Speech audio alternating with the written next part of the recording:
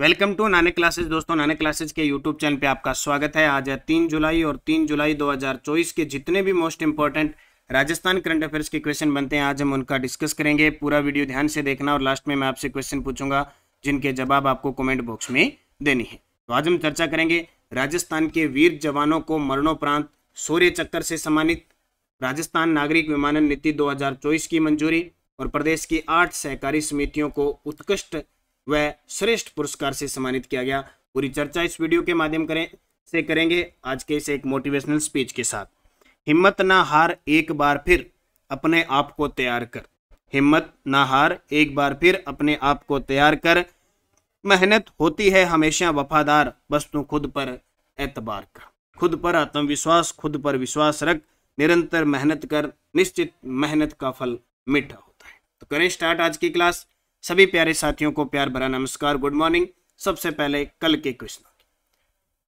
कल हमने पढ़ा मुख्यमंत्री किसान सम्मान निधि योजना, यानी कल क्लास नहीं आई थी, 1 जुलाई के दिन क्लास आई थी, वो कल 2 जुलाई की क्लास नहीं आई थी, वो आज उसके साथ ले लेंगे। मुख्यमंत्री किसान सम्मान निधि योजना 30 जून 2024 को टोंक से मुख्यमंत्री ने प्रथम किस्त के रूप में 1000 रुपये ट्रांसफर किए। टोटल 2000, उनमें से 1000 रुपये ट्रांसफर किए, फिर 500 की 2 किस्त और डाली जाएगी। जीएसटी कार्यों के प्रशासन के लिए फेसलेस मैनेजमेंट लागू करने वाला देश का पहला राज्य राजस्थान। राजस्थानी अभिनेता दिनेश राज पुरोहित को किस राजस्थानी फिल्म हेतु मुंबई में आईफा अवार्ड से सम्मानित किया गया? आवकारा और wonder Mewar premier league T20 tournament का खिताब किसने जीता? डूंगरपुर ड्रैगन्स। और किस वर्ष को संयुक्त राष्ट्र ने अंतर्राष्ट्रीय कैमिलिड्स वर्ष घोषित किया? 2024 को। ये हमने पढ़ा था और इसकी क्विज आपको नानक क्लासेस शिव सर जो टेलीग्राम है उस पर मिल गई, PDF मिल गई और एप्लीकेशन के अंदर इसका टेस्ट मिल गया। अब करें स्टार्ट आज की क्लास। और एक प्रश्न हमने पढ़ा था रीति, यानी राजस्थान आर्थिक सुधार सलाहकार परिषद के स्थान पर क्या आ गया? Rajasthan institute for transformation and innovation, यानी नीति। ये प्रश्न AEN का एग्जाम हुआ था, AEN RPSC ने करवाया था, उसमें आया था। अब स्टार्ट करें आज की क्लास। थाईलैंड में आयोजित वर्ल्ड स्पोर्ट्स ट्रांसप्लांट चैंपियनशिप 2024 में राजस्थान के किस खिलाड़ी ने स्वर्ण पदक जीता है? थाईलैंड में आयोजित वर्ल्ड स्पोर्ट्स ट्रांसप्लांट चैंपियनशिप 2024 में राजस्थान के किस खिलाड़ी ने स्वर्ण पदक जीता है? तो उत्तर आएगा भवानी सिंह। भवानी सिंह थाईलैंड में आयोजित वर्ल्ड स्पोर्ट्स ट्रांसप्लांट चैंपियनशिप में भवानी सिंह ने स्वर्ण पदक जीता है। कशिश गुर्जर, अश्विनी बिश्नोई और अनुज बिश्नोई तीनों ने कुश्ती चैंपियनशिप हाल ही में हुई थी ओमान के अंदर, वहां पदक जीते हैं, भीलवाड़ा के हैं। तो थाईलैंड में आयोजित वर्ल्ड स्पोर्ट्स ट्रांसप्लांट चैंपियनशिप 2024 में राजस्थान के झुंझुनू जिले के भवानी सिंह ने स्वर्ण पदक जीता। अब खेल की बात आई है तो हमारे राजस्थान के खेल मंत्री कौन है? राज्यवर्धन सिंह राठौड़। और बूस्टर डोज में पढ़ें खेल से संबंधित महत्वपूर्ण बातें। पंचकुला हरियाणा में 63वें राष्ट्रीय अंतर्राष्ट्रीय सीनियर एथलेटिक्स चैंपियनशिप में हैमर थ्रो में मंजू बाला ने स्वर्ण पदक जीता, जबकि कचनार चौधरी ने सिल्वर मेडल जीता। याद रखना, दोनों ही फेमस खिलाड़ी हैं, राष्ट्रीय अंतर्राष्ट्रीय स्तर की हैं। गुवाहाटी असम में आयोजित 9वें ऑल इंडिया पुलिस गेम 2024 में कराटे चैंपियनशिप में झालावाड़ के दिलीप कुमार मालव ने कौन सा पदक जीता? स्वर्ण पदक। और राज्य सरकार द्वारा ब्लॉक स्तर पर किस खेल अकादमी की स्थापना की जाएगी? खुशीराम बास्केटबॉल अकादमी। राजस्थान ओलंपिक संघ के अध्यक्ष किसे बनाया गया है? अनिल व्यास को। और राजस्थान स्टेट बॉडी बिल्डिंग संगठन के अध्यक्ष बने हैं नवीन यादव। ये कुछ खेल से संबंधित अभी हाल ही में चर्चा में है, इनको याद रखना, कोई भी प्रश्न पूछा जा सकता है। खास करके राज्य सरकार द्वारा ब्लॉक स्तर पर खेल अकादमी की स्थापना की जाएगी, किस नाम से? खुशीराम बास्केटबॉल अकादमी। यानी किस खेल अकादमी? तो खुशीराम बास्केटबॉल अकादमी खोली जाए। ये ध्यान रखना, थोड़ी सी चीजें हैं। राजस्थान के किन वीर जवानों को राष्ट्रपति द्वारा मरणोपरांत शौर्य चक्र सम्मान से सम्मानित किया जाएगा? राजस्थान के वे वीर जवान जो शहीद हो गए, मरणोपरांत उन्हें राष्ट्रपति के द्वारा शौर्य चक्र सम्मान से सम्मानित किया जाएगा। मेजर मुस्तफा बोहरा और मेजर विकास भामू। मेजर मुस्तफा बोहरा और मेजर विकास भामू दोनों ही अरुणाचल प्रदेश के अंदर वायु एक्ट के अंदर शहीद हो गए थे। तो C और D इसका उत्तर हो जाएगा। तो सबसे पहले देखें मेजर विकास भांबू। हनुमानगढ़ के मेजर विकास भांबू को राष्ट्रपति द्रौपदी मुर्मू द्वारा मरणोपरांत शौर्य चक्र सम्मान से सम्मानित किया जाएगा। मेजर विकास भांबू 21 अक्टूबर 2022 को अरुणाचल प्रदेश में शहीद हुए थे। इन्हें पहले सेना मेडल से भी सम्मानित किया जा चुका है। वहीं मेजर मुस्तफा बोहरा, उदयपुर के मेजर मुस्तफा बोहरा को मरणोपरांत राष्ट्रपति द्वारा शौर्य चक्र से सम्मानित किया जाएगा। ये भी उसी दिन इनके साथ मेजर विकास भांबू के साथ सैनिक मिशन में शहीद हुए थे। तो नाम याद रखना, मेजर विकास भांबू हनुमानगढ़ के हैं, मेजर मुस्तफा बोहरा उदयपुर के हैं। दोनों को मरणोपरांत राष्ट्रपति द्रौपदी मुर्मू के द्वारा 5 जुलाई को शौर्य चक्र से सम्मानित किया जाएगा। अब बूस्टर डोज देखें, 2-3 खिलाड़ी। कृष्ण पाल यादव, राजस्थान के पुलिस अधिकारी को प्रधानमंत्री नरेंद्र मोदी जी के द्वारा राष्ट्रपति पदक से सम्मानित किया गया। दीपिका मिश्रा, राजस्थान की मूल निवासी विंग कमांडर, भारतीय वायुसेना में वीरता पुरस्कार प्राप्त करने वाली पहली महिला बनी। और सत्येंद्र सिंह यादव, सीआरपीएफ में असिस्टेंट कमांडेंट पद पर तैनात सत्येंद्र सिंह यादव को दिल्ली में राष्ट्रपति ने शौर्य पदक से सम्मानित किया। तो कृष्ण पाल यादव, दीपिका मिश्रा, सत्येंद्र सिंह यादव, मेजर विकास भांबू और मेजर मुस्तफा बोहरा, इन 4-5 वीर जवानों को याद रखना है। प्रदेश की कितनी सहकारी समितियों को उत्कृष्ट और श्रेष्ठ पुरस्कार से सम्मानित किया गया? आजकल हम क्या करते हैं, बहुत सारे करंट के ऐसे प्रश्न होते हैं, उनको दरकिनार कर देते हैं, बोले ऐसे प्रश्न थोड़ी पूछ सकती है। लेकिन ये आरपीएससी है ना, ये आरपीएससी प्रश्न ऐसे पूछती है। अभी एएन का एग्जाम हुआ, मैं 2-3 प्रश्न बताऊंगा आपको, ऐसे पूछे जिनका कोई मतलब नहीं है, हमें पढ़ना पड़ता है उसको। तो प्रदेश की कितनी सहकारी समितियों को उत्कृष्ट और श्रेष्ठ पुरस्कार से, यानी 4 उत्कृष्ट 4 श्रेष्ठ पुरस्कार, टोटल कितने पुरस्कार हो गए? 8 पुरस्कार सम्मानित। तो प्रदेश की 8 सहकारी समितियों को उत्कृष्टता व श्रेष्ठता पुरस्कार से सम्मानित किया गया। तो सहकारिता राज्य मंत्री हमारे गौतम कुमार दत्त ने राष्ट्रीय सहकारी विकास निगम के द्विवार्षिक पुरस्कार समारोह में 4 श्रेणियों में उत्कर्ष व श्रेष्ठता के पुरस्कार दिए। सर्वश्रेष्ठ पैक्स एक श्रेणी है। उसके अंदर क्षेत्रीय उत्कृष्टता की बात करें तो पलसाना ग्राम सेवा सहकारी समिति सीकर को, और क्षेत्रीय श्रेष्ठता में चॉइस एपीडी ग्राम सेवा सहकारी समिति अनूपगढ़ को सम्मानित किया। सर्वश्रेष्ठ केवीएसएस में उत्कृष्टता के क्षेत्र में बांसवाड़ा क्रय विक्रय सहकारी समिति बांसवाड़ा को, यानी पैक्स में आ गया ग्राम सेवा सहकारी समिति, और केवीएस यानी क्रय विक्रय सहकारी समिति। तो उत्कृष्टता में बांसवाड़ा और श्रेष्ठता में कोटपुतली क्रय विक्रय सहकारी समिति लिमिटेड कोटपुतली को। फिर सर्वश्रेष्ठ महिला सहकारी समिति, उसमें उत्कृष्टता में मिला आपणी सहकारी सेवा समिति लिमिटेड माधोराजपुरा को, और क्षेत्रीय श्रेष्ठता में मिला केलू महिला दुग्ध उत्पादक सहकारी समिति लिमिटेड अजमेर को।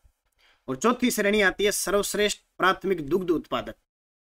क्षेत्रीय उत्कृष्टता में सरथना डेयरी उत्पादक सहकारी समिति लिमिटेड है, और क्षेत्रीय श्रेष्ठता में जेठाना डेयरी उत्पादक सहकारी समिति है। तो टोटल पुरस्कार होते हैं 8 और श्रेणियां कितनी है? 4, यानी एक श्रेणी ग्राम सेवा सहकारी वाली, एक क्रय विक्रय सहकारी समिति वाली, तीसरी महिला सहकारी समिति वाली, और चौथी कौन सी? आपकी दुग्ध उत्पादक वाली। तो चारों को। और वर्तमान स्थिति देखें तो राजस्थान दुग्ध उत्पादन में पूरे भारत में दूसरे नंबर पर है, उत्तर प्रदेश के बाद। 2 जुलाई 2024 को राज्य मंत्रिमंडल की बैठक में किस नई नीति को मंजूरी दी गई? 2 जुलाई 2024 को राज्य मंत्रिमंडल की बैठक में किस नई नीति को मंजूरी दी गई है? तो नागरिक विमानन नीति 2024, नागरिक विमानन नीति 2024 राज्य मंत्रिमंडल की बैठक में इस नई नीति को मंजूरी दी गई। कब? कल 2 जुलाई को मंत्रिमंडल, हमारे राज्य मुख्यमंत्री की अध्यक्षता में मंत्रिमंडल का गठन। तो देखो, नागरिक विमानन नीति 2024, और जब ये नीतियां होती है ये पेपर में आती है। तो पूछे नागरिक विमानन नीति 2024 को मंजूरी कब मिली? 2 जुलाई 2024 को। क्या है, क्या इसका उद्देश्य है? तो प्रदेश में क्षेत्रीय हवाई संपर्क में सुधार करने और पर्यटन को बढ़ावा देने के उद्देश्य से नागरिक विमानन नीति 2024 को मंत्रिमंडल ने मंजूरी प्रदान की। यह नीति विमानन प्रशिक्षण सुविधाओं, विमानन रखरखाव सेवाओं को बढ़ाने और एरोस्पेस गतिविधियों को विकसित करने पर केंद्रित है। इसके तहत किशनगढ़, झालावाड़ और भीलवाड़ा में फ्लाइंग स्कूल खोले जाएंगे। इसके तहत किशनगढ़, झालावाड़ और भीलवाड़ा के अंदर फ्लाइंग स्कूल खोले जाएंगे। और कोटा में ग्रीनफील्ड एयरपोर्ट बनाया जाएगा, जो पहले भी प्रस्तावित था। तो 3 चीज तो ये होगी, किशनगढ़, झालावाड़ और भीलवाड़ा में इसके तहत फ्लाइंग स्कूल खोले जाएंगे। ठीक है, ये फ्लाइंग नहीं, फ्लाइंग, स्पेशल फ्लाइंग स्कूल। और कोटा में ग्रीनफील्ड एयरपोर्ट बनाया जाएगा। जयपुर में एरो सिटी बनाई जाएगी, जिसमें होटल, रेस्तरां सहित विभिन्न आधारभूत सुविधाएं विकसित की जाएगी। प्रदेश के विभिन्न हवाई अड्डों पर कार्यों सुविधा प्रारंभ की जाएगी। प्रदेश की पुरानी हवाई पट्टियों को मरम्मत करके पुनः उड़ान योग्य बनाया जाएगा। ये पूरी की पूरी जो नीति है इसके तहत होगा। तो नागरिक विमानन नीति 2024 राज्य सरकार द्वारा 2 जुलाई 2024 को इसकी मंजूरी दी गई है। मंत्रिमंडल बैठक में लिए गए अन्य निर्णय देखो, 3 महाविद्यालयों का नामकरण होगा दानदाताओं के नाम पर। उप मुख्यमंत्री व उच्च शिक्षा मंत्री डॉक्टर प्रेमचंद बेरवा ने दानदाताओं को सम्मानित करने और प्रोत्साहन करने के उद्देश्य से 3 महाविद्यालयों के नामकरण की स्वीकृति मंत्रिमंडल द्वारा प्रदान की। चूरू के अंदर एक राजकीय महाविद्यालय है, साहवा चूरू साहवा के अंदर राजकीय महाविद्यालय है, उसका नामकरण श्रीमती मोहनी देवी चाचान राजकीय महाविद्यालय किया है। बाड़मेर के अंदर है दोरीमना में राजकीय महाविद्यालय, उसका नाम शांति देवी उदयराज गांधी राजकीय महाविद्यालय किया है। और बीकानेर के अंदर श्री डूंगरगढ़ में राजकीय कन्या महाविद्यालय है, उसका नामकरण राजकीय सद्दू देवी पारख कन्या महाविद्यालय किया गया है। तो बीकानेर, बाड़मेर और चूरू जिले के 3 राजकीय महाविद्यालय का नाम बदलकर ये रखा गया, तीनों का याद रखें। गांधी दर्शन संग्रहालय के संचालन के लिए बनाए गए किस अधिनियम को राज्य सरकार द्वारा समाप्त करने के लिए विधेयक लाया जाएगा?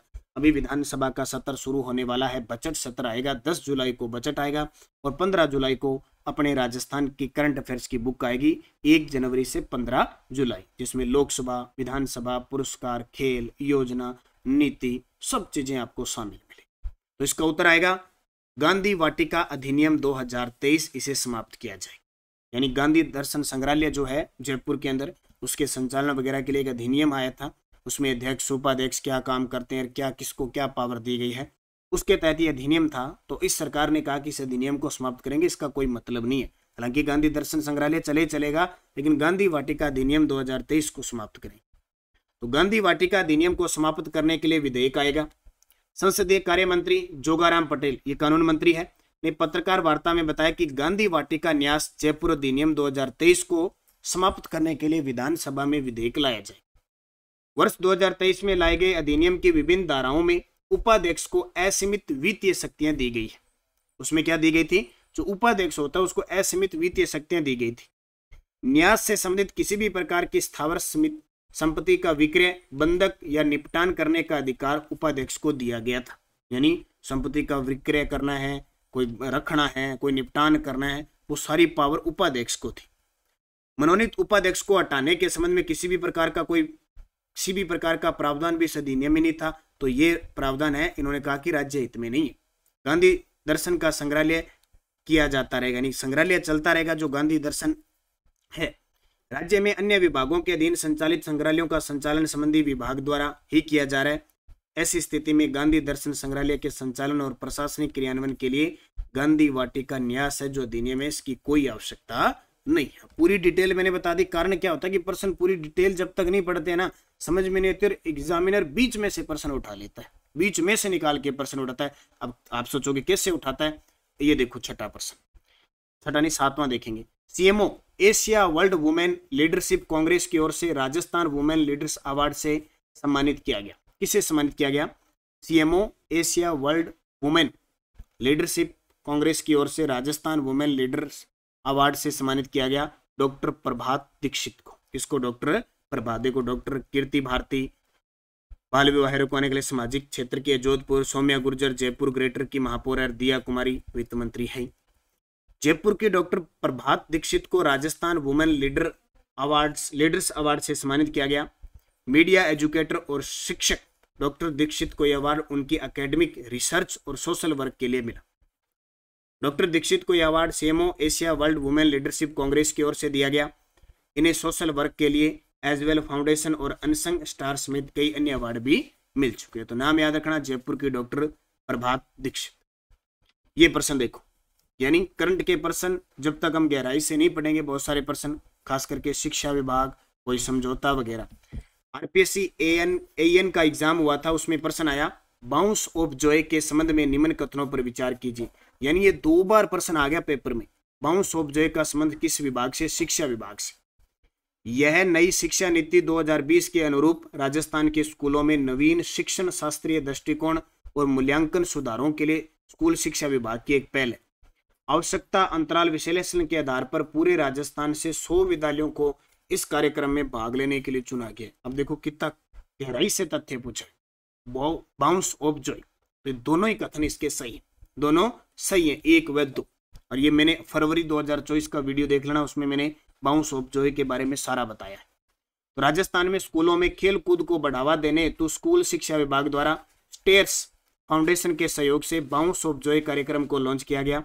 इस कार्यक्रम के तहत 100 स्कूल और 132 शारीरिक शिक्षा शिक्षकों को पायलट चरण में नीड गैप एनालिसिस के आधार पर चयन किया गया। अब देखो कितनी गहराई से हम आजकल क्या है ये, अब जैसे 100 स्कूल पूछ लिए, अब 132 शारीरिक, जैसे अभी लक्ष्मीबाई कमांडो प्रशिक्षण योजना है, उसमें 300 प्लस जो महिला पीटीआई है उनको कमांडो प्रशिक्षण दिया जाएगा। ऐसे 1,33,00,000 प्लस उन्होंने सूर्य नमस्कार किया था। ऐसे प्रश्न आजकल एग्जामिनर पूछते हैं, इसलिए जो चीज पढ़ो अच्छे तरीके से।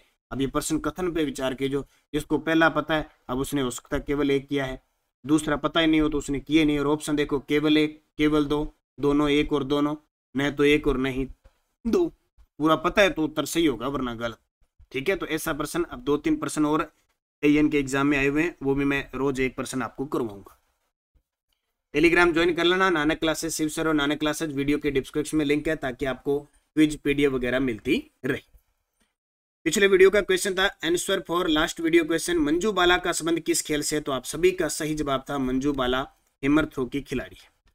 अब आपके लिए क्वेश्चन जिसका जवाब कमेंट में देना है। 12 से 14 जनवरी 2024 को ऊंट महोत्सव का आयोजन किस जिले में किया गया?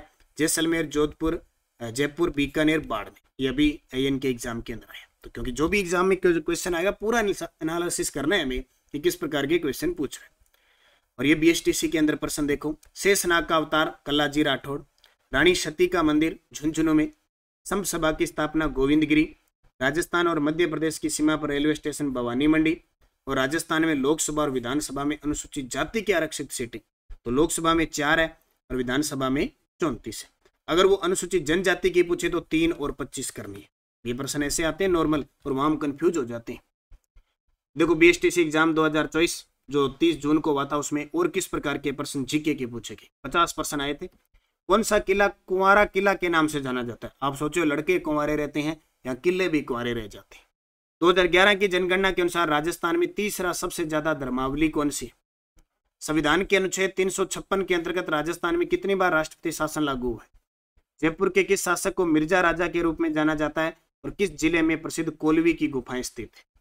तो पांचों के जवाब आपको कमेंट बॉक्स में देना है। जाते जाते वीडियो को लाइक शेयर कर देना। और एक और बड़ी न्यूज आपके लिए, अब नई भर्ती आने वाली है। तो नानक क्लासेज एप्लीकेशन में नई टेस्ट सीरीज शुरू हो चुकी है। 2nd ग्रेड की नई टेस्ट सीरीज शुरू हो चुकी है। असिस्टेंट प्रोफेसर 2024 संस्कृत डिपार्टमेंट के लिए नई टेस्ट सीरीज शुरू हो चुकी है। स्कूल व्याख्याता 1st ग्रेड की शुरू हो चुकी है। और राजस्थान जीके की बहुत ही शानदार, भाई नए जिलों के हिसाब से अब जीके पढ़ना बहुत आसान होगा। 50 जिले बन चुके हैं। ठीक है, आपको 50 टेस्ट मिलेंगे, 50 दिनों में मिलेंगे और 50 रुपए में। यानी ये सीरीज शुरू होने जा रही है 10 जुलाई से। 10 जुलाई से सारी टेस्ट सीरीज शुरू होने जा रही है। सिर्फ 50 ही रुपए में 50 टेस्ट 50 दिन में। यानी ज्योग्राफी, हिस्ट्री, कल्चर और आपकी पॉलिटिकल, ये सारे के सारे 50 दिन में कंप्लीट कर देंगे। 50 दिन में राजस्थान जीके कंप्लीट हो जाएगा। रोज का एक टेस्ट अभी शेड्यूल डाल देंगे, एक आज या कल। आप फटाफट मात्र 50 रुपए में एप्लीकेशन पे जाके नानक क्लासेज पे ये ले लो। असिस्टेंट प्रोफेसर के लिए, 2nd ग्रेड के लिए, स्कूल व्याख्याता के लिए, बाकी और भी कई अपडेट के साथ नई टेस्ट सीरीज शुरू करने जा रहे हैं। तो नई आएगा अपडेट के साथ, तो सारा का सारा ये सारे हमने लॉन्च कर दिया है। आप नानक क्लासेज ऐप डाउनलोड करके, और इसीलिए कोई भी समस्या है तो हेल्पलाइन नंबर दे रखे हैं, उस पर संपर्क करके आप निरंतर अध्ययन करें। आप मेरे से राजस्थान जीके पढ़ना चाहते हैं तो स्पेशल राजस्थान जीके का कोर्स चल रहा है। नोट्स वगैरह आपको सारे मिल रहे हैं। बस निरंतर अध्ययन करें, मेहनत करें, निश्चित आपको सफलता मिलेगी। धन्यवाद। जय हिंद, जय भारत, जय राजस्थान।